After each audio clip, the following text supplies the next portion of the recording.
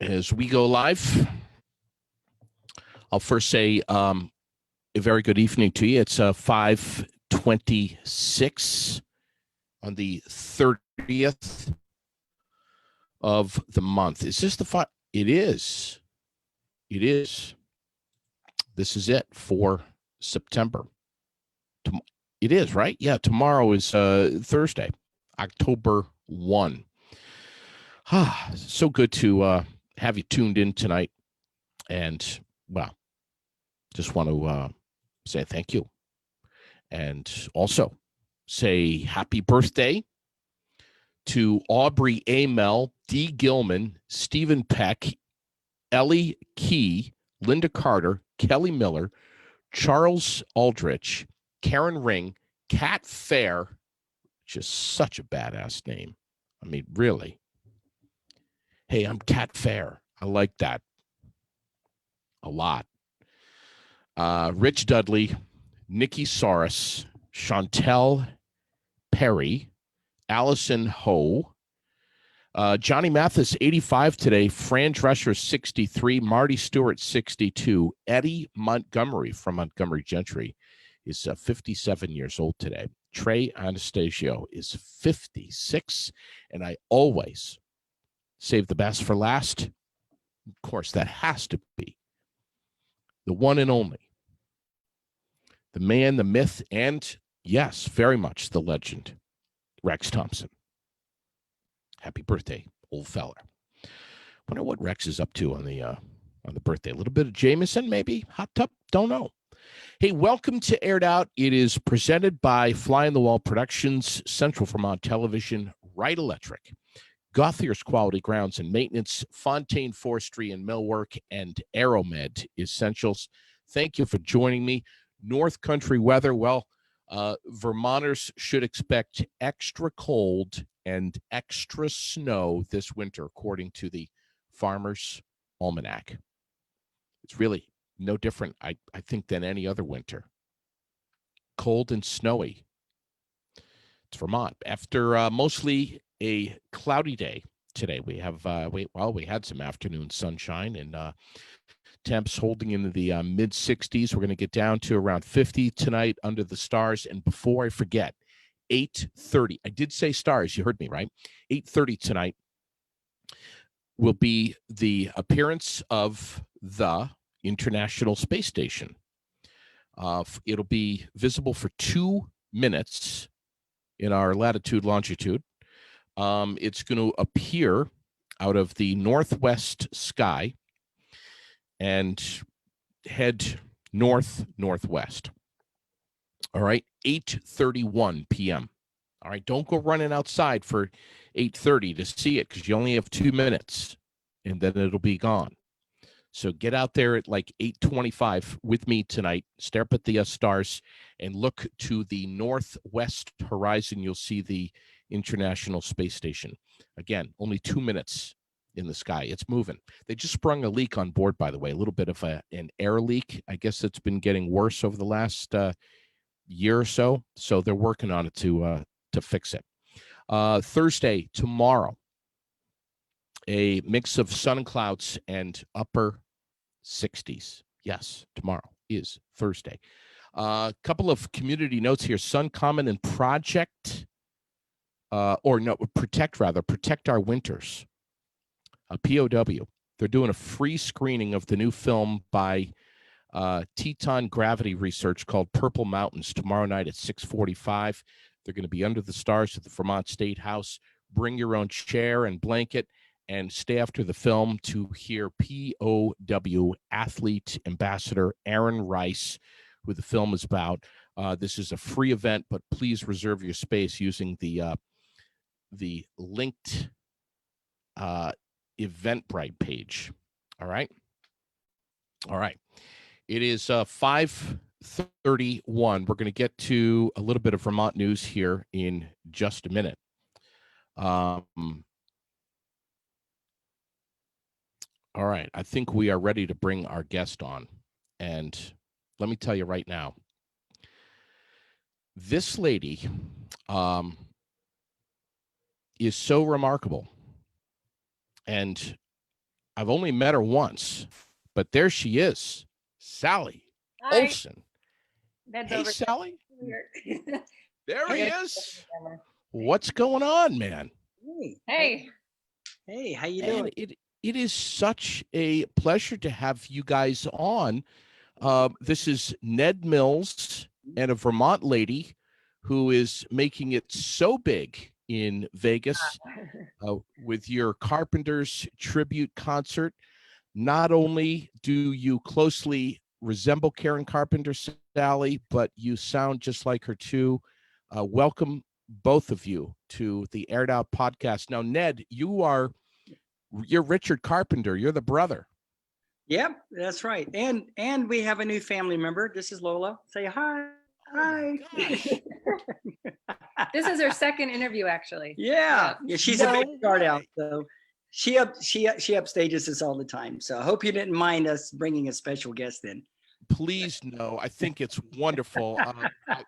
I've protesting often had my 5-year-old run in here and video bomb while I'm live Yeah. too. So I'm Yeah. and that's going to happen to you guys. Yep. So I play the role of Richard, and Sally is the veteran with the Carpenters thing. This is fairly new to me. I've only been doing it for a couple of years. So Sally, we got to get caught up here. The last time first and only time and last time I saw you was in the studios at 101 The One in Waterbury. Yep. And it was shortly after that, I think. Maybe that interview I did with you was October of 2017. And that's okay. right around the time that I started thinking about checking out Las Vegas.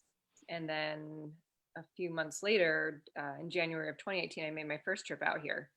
And that's when I met Ned. And at that point, with the evolution of the show, I envisioned having a Richard Carpenter in the show and a whole different show. So the timing of everything and meeting Ned and then making the decision to move out to Las Vegas and doing an overhaul on the show, it was very serendipitous.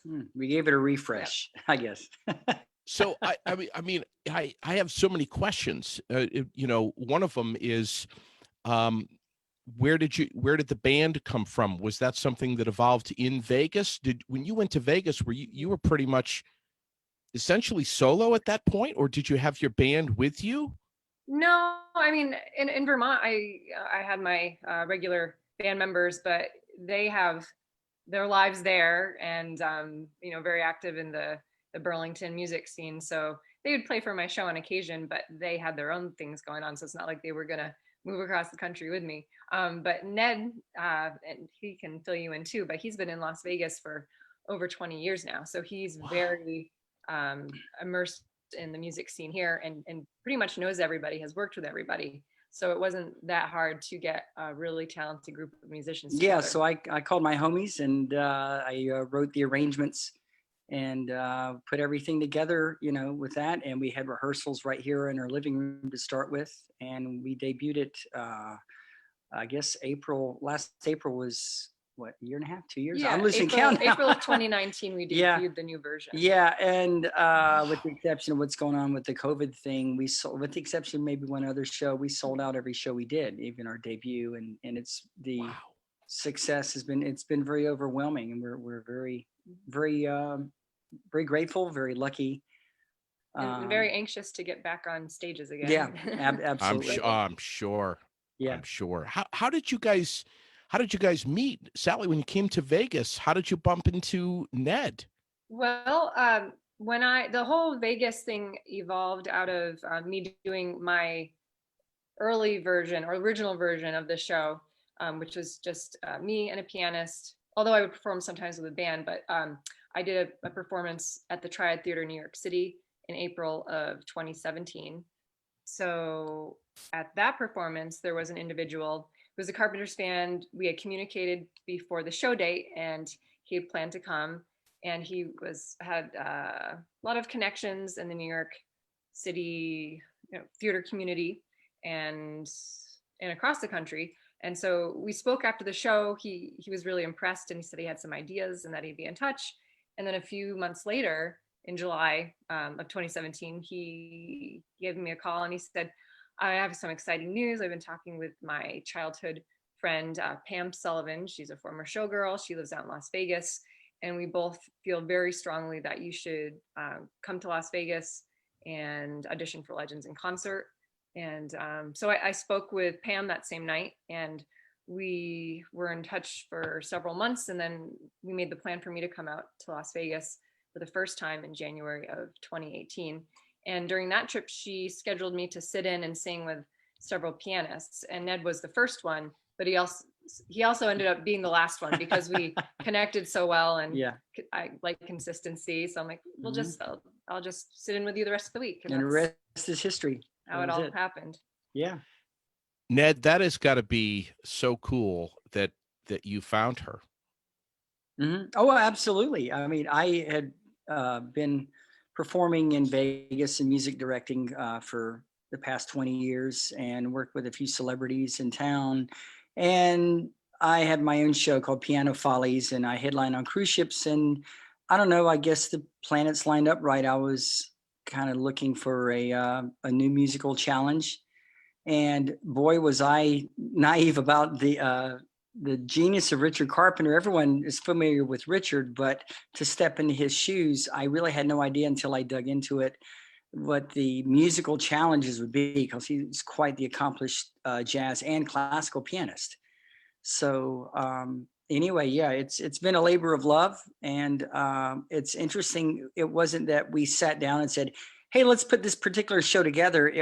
It just kind of evolved into that. And I was like, yeah, hey, wouldn't it be cool if we did this? And she's like, well, I've been thinking about the same thing. We pretty much had the same idea of where we saw the show going. Yeah. Without talking about it. And we were like, oh, that's what I was thinking too. Yeah, we started out, we were guests on a couple of variety shows in Vegas with me, her, and with tracks or with the band. And we were working as a duo, and I thought, why don't we expand it and bring in the band? And so we debuted it here in Vegas, and then we did the Carpenters 50th anniversary shortly after that. And that was very well received.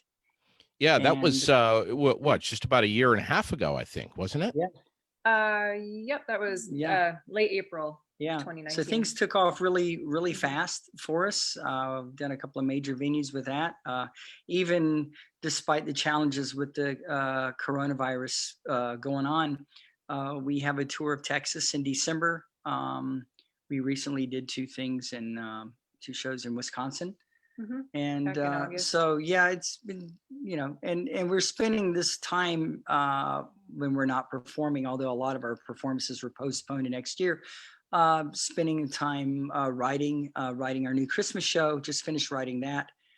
And so we're very busy. We've never missed a beat. I just, I'm trying to word this comment and question, but I don't know how old Sally is, but I say this. Nice isn't weather. Is it 98 today, I think. Right? No. Listen, I know she can't throw anything at me because I'm far away here, but I guess my point is, isn't it remarkable to you, Ned, that someone of Sally's age, which whatever that might be, but I'm going to go with pretty young, definitely younger than me. Remarkable that and this is someone who came out of Rutland High School here in Vermont, having a deep appreciation and love for the music of the Carpenters, and not only took a genuine love of that music, but also crafted it into her own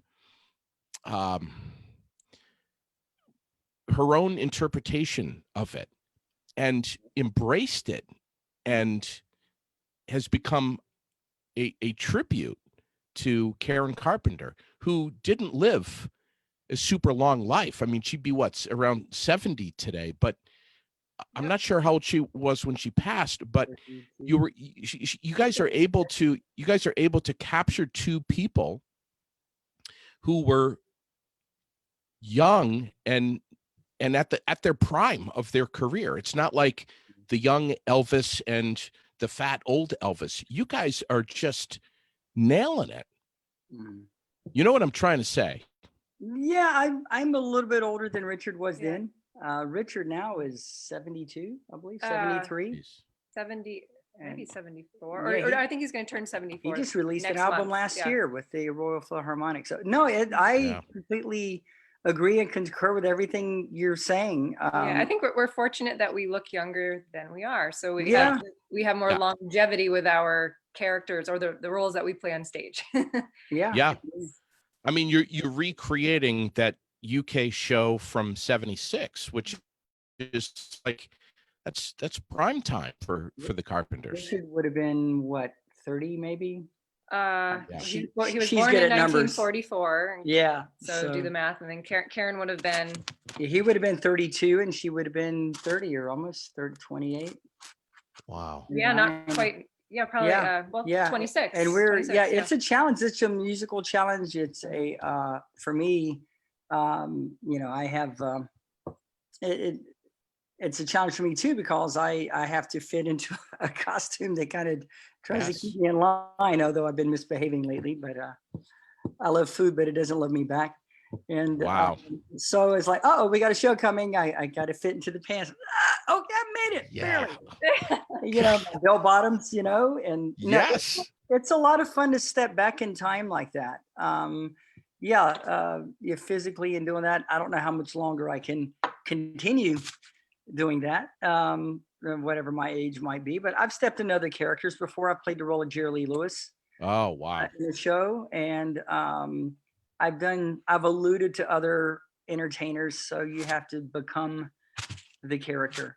But the difference, it's still, although I don't think Richard really got the credit that he thoroughly deserved for being the driving force behind the Carpenters, for the arrangements, many of the compositions. He selected the music, the harmonies, all of that. That's all Richard. And he was kind of a nut. He was a little bit of goofball, a real entertainer. Yeah. In what I way? think Kind of. that came You know? out particularly in their 76 show, but I Yeah. think that was by and large because of the Broadway consultants that they brought in to really showcase the variety of their talents. Yeah, he was a big fan, or is a big fan of Spike Jones. For those of you under age 50 wondering who that is, there was a big TV show in the 50s of the guy that had all these really talented musicians playing the corny things with bells and whistles and stuff. And so he does a parody on Close to You. Yeah. With squawks and birds honking and all kinds of stuff. And so we bring that back. And that's one of the surprising things when people come to see our show, as opposed to other concerts who do Carpenters music, is that people are like, I didn't know they did that. I didn't know they did that. To be honest, when I was studying, like everybody else, I had a basic layman's knowledge. We all know the great hits and the beautiful ballads, Close to You, We've Only Just Begun, Superstar. But you go to the show and you're like, oh my God, wow, Karen, she's a great drummer. I didn't know. And there's all these things that people come out becoming entertained. And I think that's why we did the thing with the 76 UK tour tribute, because we believe that was the absolute zenith of their careers. And that's why we do that. So people can, those who didn't have a chance, like we didn't, to see them live, to see them at the New London Theatre, to see them at the Palladium, and to capture that magic. This is really the only chance that people have when they want to see the magic of the Carpenters in a live performance. I mean, Sally, no, you go right ahead, hon. Oh, I was just on that same note. I was going to say that's really gratifying for us, even though we never had the chance to see the Carpenters.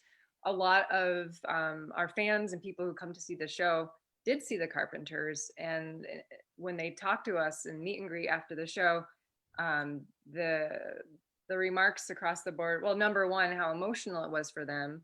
Number two, how accurately we recreated that experience. So that always means a lot to us. And the biggest adjective we get after a show is emotional. Because we have a lot of audio visual representations, as they did, but we incorporate our own families with theirs. And sometimes you can see the tears flowing from people because they, Yeah.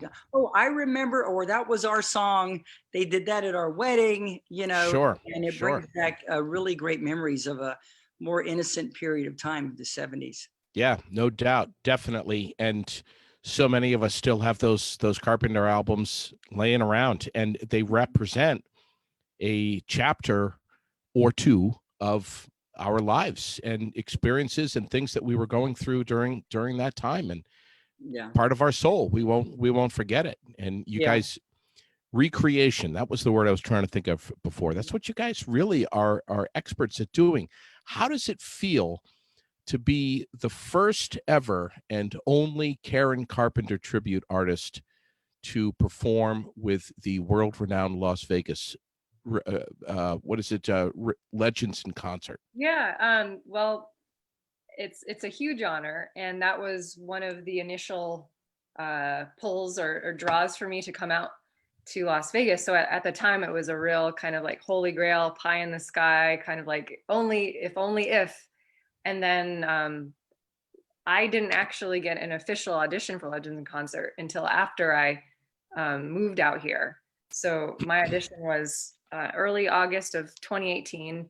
And then I heard from them about a month later saying that they wanted to cast me as Karen Carpenter. And of course, I was ecstatic, and that my first contract with them would be the following year at their Myrtle Beach location for a 2-month run for a special Christmas show.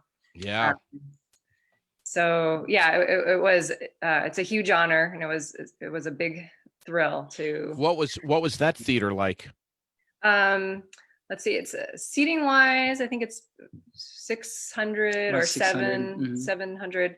I visited a couple yeah. of times, and I had a lot of family and friends. it was a making thrill to trips sit in the in, audience. Oh, they're playing my arrangement. It was really, yeah. really cool. Well, and So- Ned's from that area, so that was yeah, I'm from North Carolina. was I really was cool. born in South Carolina. So yeah. it's great. Wow. Amazing. And congratulations for being featured at that 50th anniversary celebration. What was it like at the Palm Garden Hotel in Thousand Oaks? Well, that Exciting and nervous. would yeah, probably well, be the because way. I The mean, show was young. and the people there are And- like some of the biggest Carpenters fans, to the point where like they know Hardcore. every little obscure detail and Yeah. song, so that all the attention to detail that we put into the show didn't go unnoticed. Yeah, the or way they she really holds the appreciate microphone, the all the details, Yeah. and the costuming, Mhm. every song, every lyric, even the dialogue that we do is Yeah. what Karen and Richard performed on stage. Well, a lot of tribute acts, that one of the big decisions, and I'm sure Sally can talk in depth about this, we've talked about this many times, is that a lot of tribute artists, one of the first decisions they have to make, if you were dressing up in that character, do you speak as them, or do you mention their name? And people have done both. I've seen Elvis acts, they dress up as the king, and then they say, well, Elvis would blah, blah, blah, and Elvis did this. Yep. Rather than saying, I did this and I did that. And that's a big decision that Sure people it have is. to make. Some people say it's respectful and it's an honor, and some say it's disrespectful. And we Yes. decided, if we are going to replicate their 76 UK tour, let's do the dialogue. Let's take them back where they are watching Karen and Richard. Now, we Yeah. don't have the budget of bringing a 40-piece orchestra, and all that. But with the constraints that we have, they didn't perform with wireless microphones back then, Right. but we were able to go into a theater with a couple of hours preparation and bring in our own drummer, the talented Mr. John Plows. We bring him. And if it's out of town, we might pick up some local musicians to rehearse with us. But it's a big challenge. And that's one of the big decisions that has to be made. I believe you said when you started out. I was just going to mention that when I started out, it was just kind of a natural way to start, I guess. And with my limitations at the time, the way that I did the show was I had the authentic costumes, and I was doing the hairstyles, and I would be in character, I guess, while I was singing the songs, but between the songs I was telling the story and then coming out of character. And at the Spoken in time, third person. yeah, so at the time, it worked, but then I got to the point where I was like, it has to be all or nothing. This feels Sure. weird to me. So that it was at that point where I started thinking about redoing the show and redoing it in such a way that I could be in character the whole time. And that's around the time when I started thinking about, well, it'd be really good to have a Richard. And then we started looking at the 76 show. Yeah. So coming back to what you said about the fans watching us, the hardcore fans hearing the dialogue and knowing every word, syllable, and the mannerisms and all that. We get it. That's one of the most rewarding things, is those who really get it, the inside details, rather than just, I want to hear close to you. Come on. Yeah. We'll get to it. My mom was a fan. Now they have their own TV show. Yeah, they TV specials. Well, then before they did the TV shows, there was they had a make your own music TV show. That was kind of a short-lived thing, and then they did their first television special. And Victor Borgo was on it, and also John Denver were special guests. Harvey Korman. Oh, that was for one of their Christmas TV specials. She's the encyclopedia. They did 5 TV specials over during their career on ABC. So when we do our Christmas show, they never toured live with their Christmas material. So we incorporated their 2 TV specials from 1977 and 78. And we put those together. If they did perform it live, how would they do it? And so that's where the part that I'm passionate about is writing the arrangements and building the props. I built this touring fireplace that's really fun, and the world's fastest Christmas tree that sets up and down in 30 seconds. So we can go into a theater like in Texas and go, boom, here we go. And that's kind of the MacGyver of stage props. Yeah, it's a living like James Bond or something. Ned, can you send me one of those trees here to Vermont with some instructions?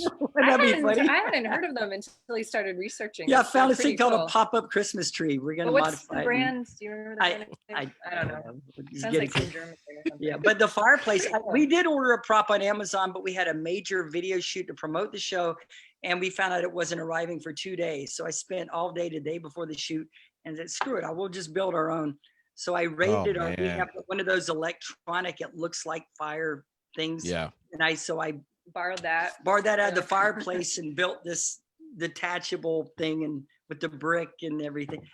Anyway, it was really fun. So we enjoy, the details of that. Oh, another fun thing, the beginning of the show, if you haven't watched them live, Richard was way ahead of his time with the technology. He would conduct, very tongue-in-cheek, he would conduct to a reel of an orchestra playing at the very beginning of the show. And then he sits down and he plays this jazz fusion composition called Flat Baroque. And then at the end of that piece, that's when Karen comes out. And so I built a reproduction traveling reel to reel, because we bought a real one and it weighed about 50 pounds.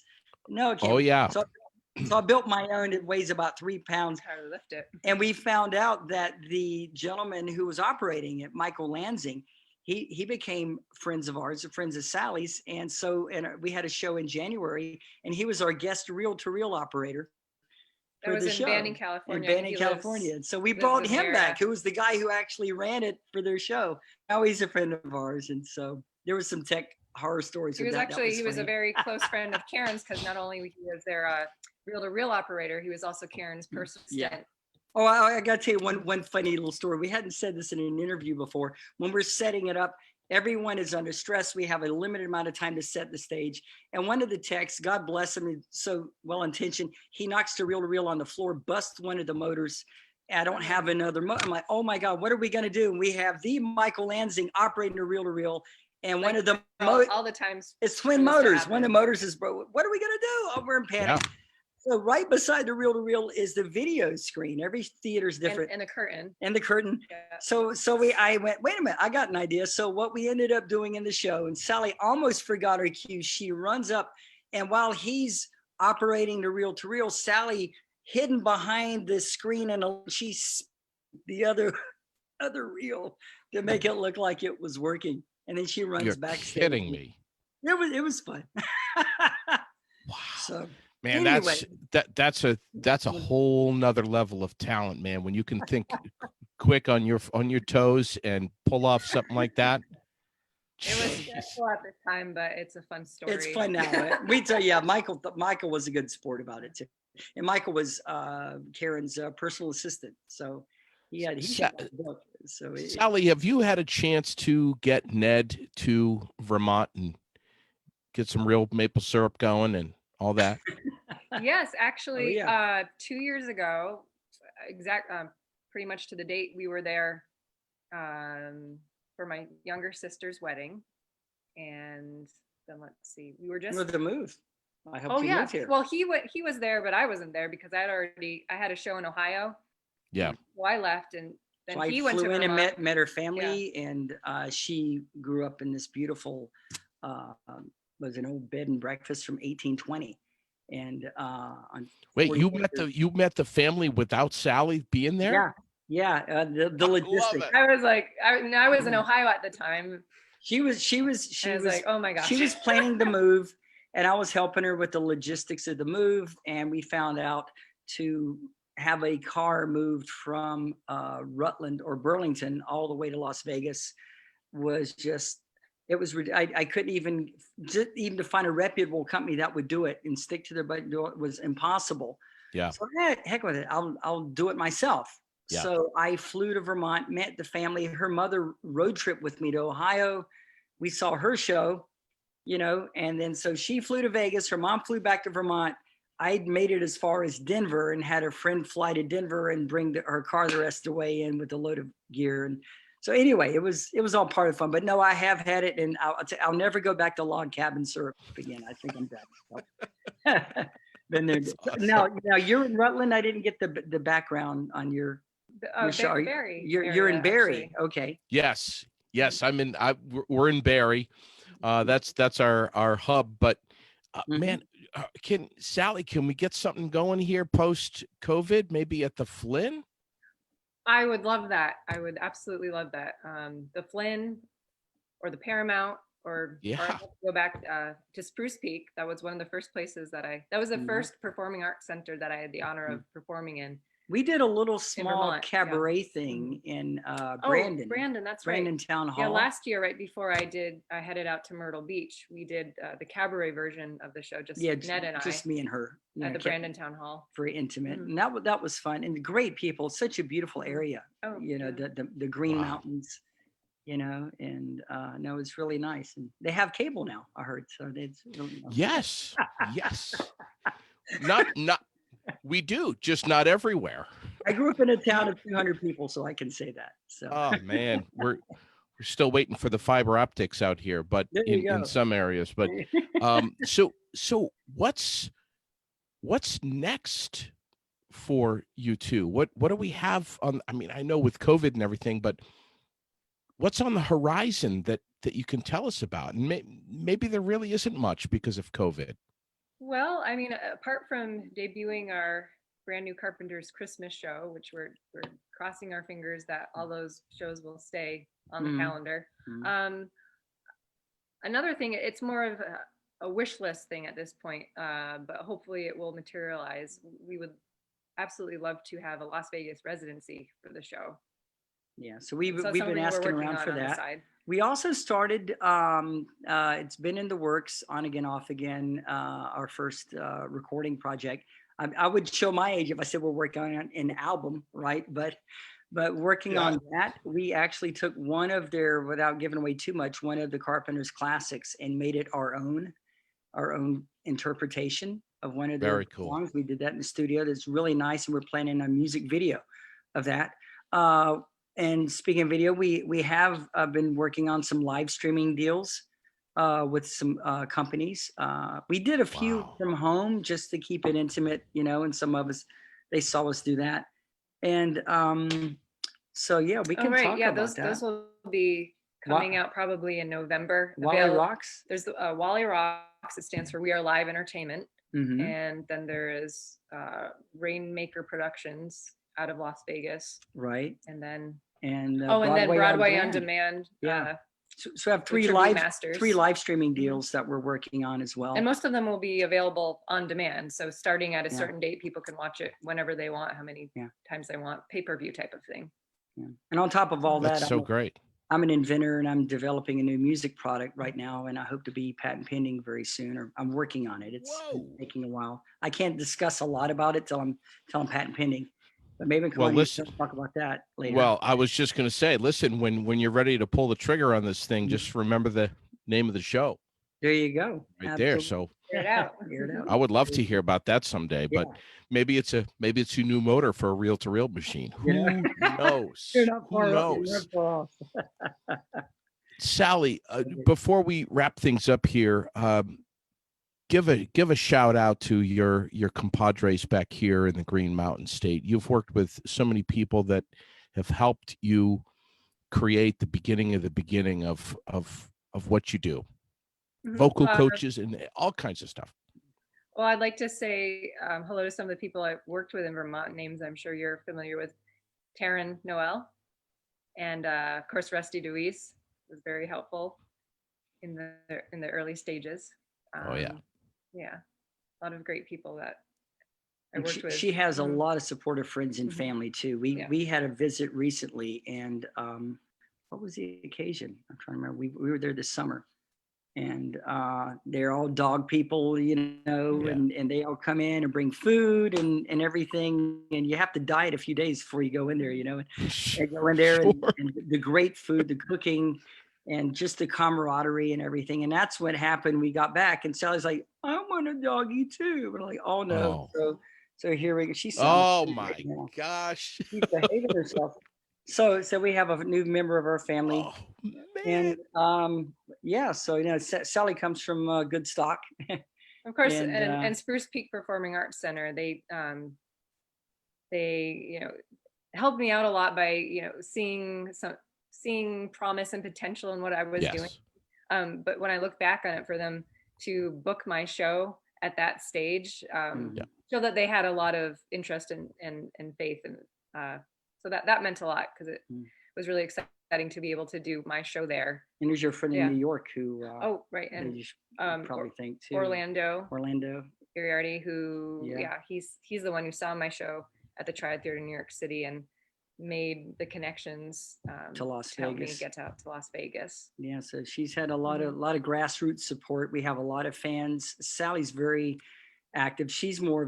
I'm more of the technical music directory side of the show, and she's great at social media, graphic design, just hustle. She's the driving force. She's the one who has to kick me in the butt and say, "Okay, we got to do this. We got to hustle call now." And we don't even have a formal manager. We're self-managed right now. Any of you guys out there, you want to take it on? We're great at it, but that doesn't mean we enjoy it, you know. But we're the ones who hustle and hit the streets and just boom, boom, boom, and just it can't be easy all of the time. Can't be. It really, honestly, probably 90% of our stuff we got on our own, you know. And you talk to someone sees our show. Oh, I know a friend of a friend of a friend who has a theater who might blah blah blah blah. And we've worked very, very hard on the details of like our promotional video. It sells itself. If we can just sure it does. Oh, and another big thing too, she might want to mention.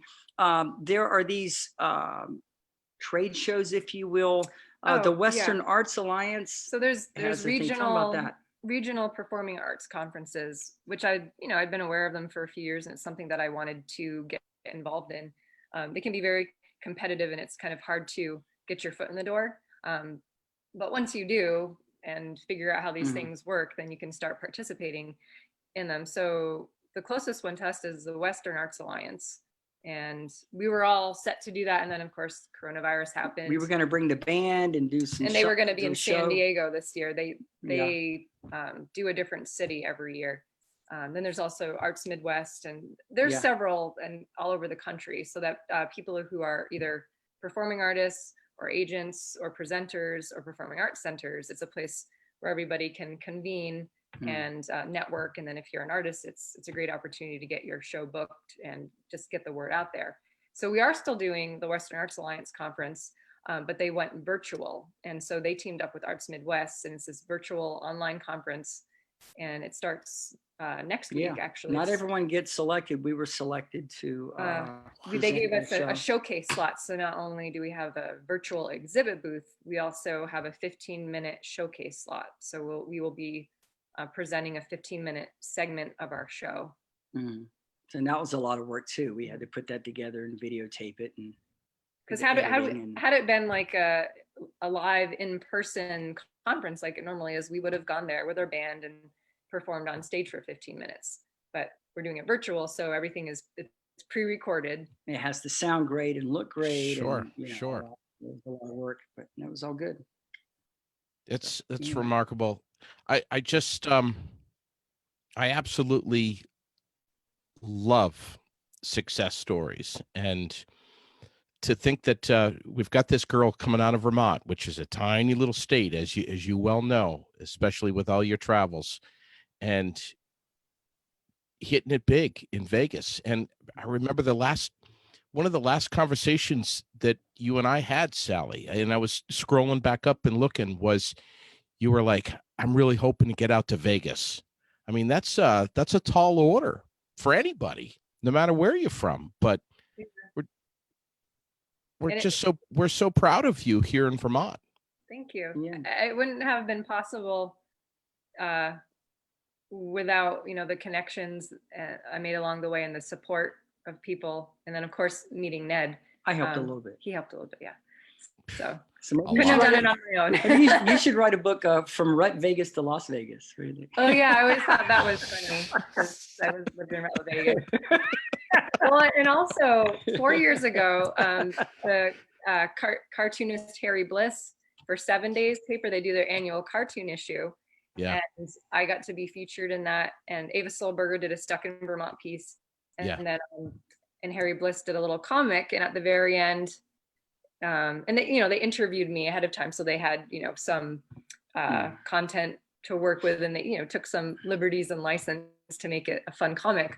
But at the very end, it said Sally's dream gig would be to perform in Las Vegas. And I always thought that was kind of funny, or prophetic rather. Yes. Just a couple years later, that ended up happening. So all your listeners out there, all your fans out there, everybody, we should definitely say a prayer and make sure that everyone stays safe and that we recover from this as quickly as possible. There's a lot of entertainers like us who really miss being on stage. We want to do it a lot more often than we have. We found creative niches to do this, but ain't nothing like the real thing. Vegas is definitely going to come back stronger than ever, and we hope and pray the entire country will come back stronger than ever as well. In the meantime, where's the go-to to see your performances?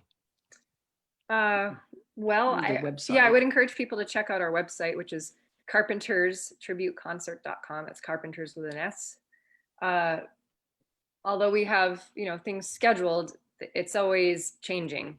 So that's the best way for people to things that we stay up to date. Yeah, we have a couple of things even in Vegas that right now, with what's going on with restrictions and social distancing, a lot of times a venue, it might not be financially viable to do a show if only 50% can capacity. turn out. So we have a thing in Vegas scheduled for the end of October that it's fingers crossed, it might happen. We have a Christmas show November 29th, also here in Vegas. November 29th in Vegas. And also from our website, that's pretty much our Carpenters Central to find out where we are, where our live streaming is, everything we're doing.